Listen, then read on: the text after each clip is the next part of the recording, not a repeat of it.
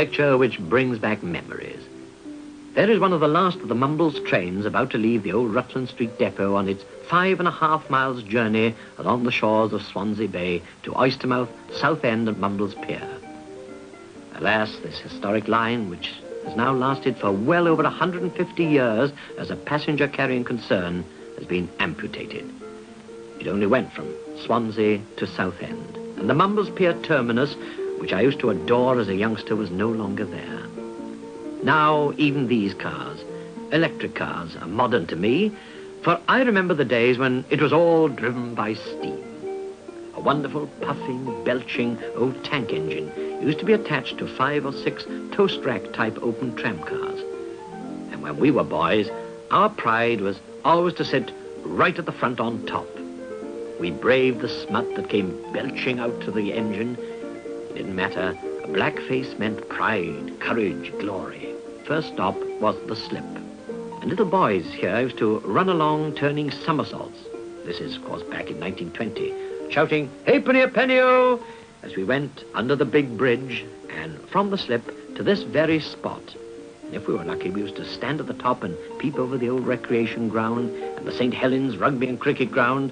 And if we were very lucky, we could see for nothing, without paying, from the top of the train, Glamorgan play. Then we used to come to Bryn Mill.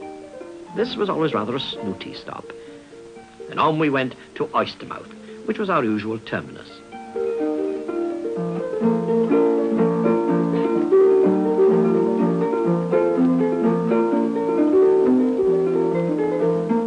But the really exciting point came when we hit the sea, because the railway runs right along the sea coast to Oystermouth. You could look out from here for your first glimpse of the lovely curve of Swansea Bay.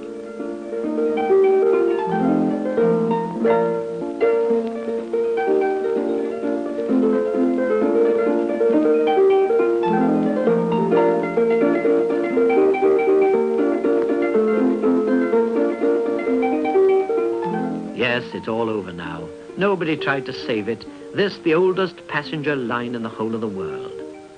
And I wonder, as it comes to an end and the buses take its place, what the folk of Swansea feel about it all. I think it's a shame. We're going to miss it, and in the summer, I don't know how they're going to manage without it. The buses will never cope with the traffic that the railway has done. And with it being the oldest railway in the world, I think it should be kept on. I reckon it won't cope with a crowd, anyhow. Not myself, anyhow, from experience. Yes. Well, I think that the people who are going to miss it most will be not the people that use it, but the motorists, because they'll be behind the buses and coming to a stop every few minutes along the road. They'll love it.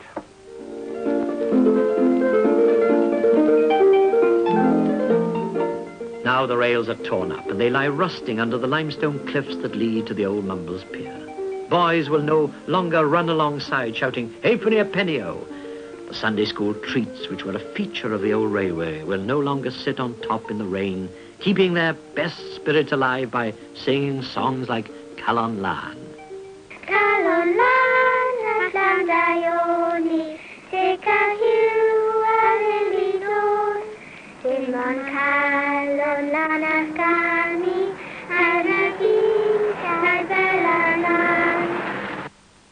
I remember on this very stretch riding with Dylan Thomas on the top, covered with smoke, improvising verses to the rhythm of the rails. Terrible verses they were.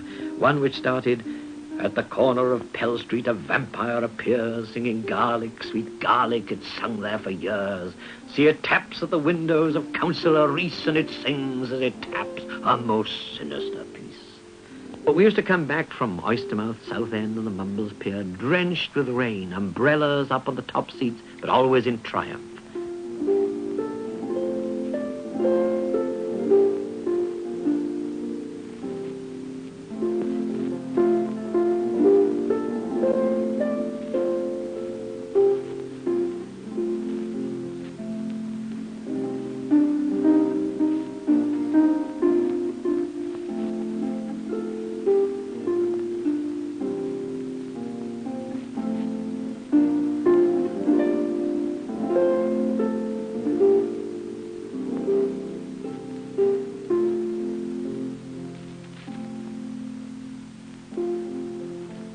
And maybe as the people stand in the queues waiting in the rain for the buses, or are delayed in their cars in longer queues, still trying to get past them on the narrow roads, maybe they'll regret the uncomfortable but altogether human Mumbles Railway.